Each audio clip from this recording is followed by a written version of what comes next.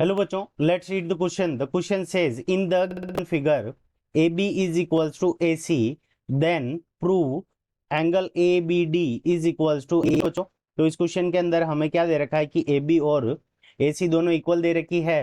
तो उस कंडीशन के अंदर हमें क्या प्रूव करना है कि angle A B D is equals to angle A C E है। ठीक है बच्चों, तो इस क्वेश्चन को करने के लिए हम की कॉन्सेप्ट क्या लगाएंगे? तो हम क्या लगाएंगे इस क्वेश्चन को करने के लिए? आइसोसेलेस ट्राइंगल की प्रॉपर्टी लगा देंगे। ठीक है बच्चों, आइसोसेलेस ट्राइंगल की प्रॉपर्टी हम इस क्वेश्चन के अंदर लगाएंगे। सेकंड नंबर, इसके अंदर हम कौन सी प्रॉपर्टी लगाएंगे? Property of linear pairs. ठीक है बच्चों, प्रॉपर्टी ऑफ लीनियर पेयर्स। तो ये दो प्रॉपर्टी लगाकर हम क्या कर लेंगे? इस क्वेश्चन को सोल्व कर लेंगे। अब देखो, हमें इस क्वेश्चन के अंदर गिवन क्या है कि A B is equals to A C. ठीक है, तो यहाँ पे लिख लेंगे in triangle is equals to A C. ठीक है, और इसका रीजन क्या है कि ये हमें गिवन है। ठीक है बच्चों, ये हमें गिवन है। तो अब देखो, ए बी के सामने, ए बी और ए सी दोनों एक ही ट्राइंगल की एक साइड है, तो ए बी के सामने वाला एंगल क्या हो जाएगा हमारा? Angle C. ये वाला एंगल क्या होगा? सी हो जाएगा। और ए सी के सामने वाला ये वाला एंगल बी हो जाएगा। अब ये दोनों एंगल क्या होंगे? इक्वल होंगे, क्योंकि आइसोसेलेस ट्राइंगल की प्रॉपर्टी होती है इक्वल ऑपोजिट साइड्स के सामने का एंगल क्या होता है? इक्वल होता है। तो इसको वैल्यू हम मान लेते हैं कि ये भी एक्स है और ये भी एक्स है।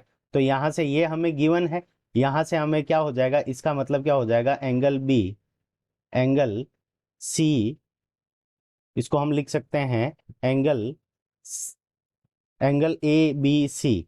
ठीक है बच्चों, angle A B C, angle A B C is equals to angle angle A C B. और दोनों की वैल्यू हमने क्या मान ली है? एक्स मान ली है। ठीक है बच्चों, ये हो जाएगी हमारी इक्वेशन नंबर 1। अब देखो, ये दोनों एंगल, एंगल ये एक्स और एंगल डी, इस पर एंगल ए बी डी, ये दोनों क्या है? लीनियर पैर है। तो इन दोनों का सम कितना होगा? 180 होगा। तो angle A B D plus angle X, ठीक है, इन दोनों का सम कितना होगा? 180 डिग्री। क्योंकि ये दोनों क्या है? लीनियर पेयर है। इसको हम दे देंगे इक्वेशन नंबर 2। और इसी तरह से angle A C E plus angle X, दोनों एक्स होंगे क्योंकि दोनों ही इक्वल हैं। तो इन दोनों का सम कितना होगा?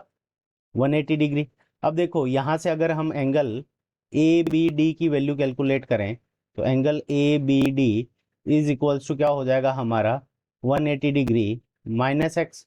ठीक है बच्चों, और इसी तरह से एंगल ए सी ई की वैल्यू अगर हम कैलकुलेट करेंगे, तो वो भी कितना हो जाएगा? 180 degree minus x.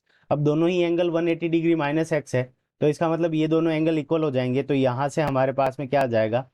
Angle A B D is equals to angle A C E.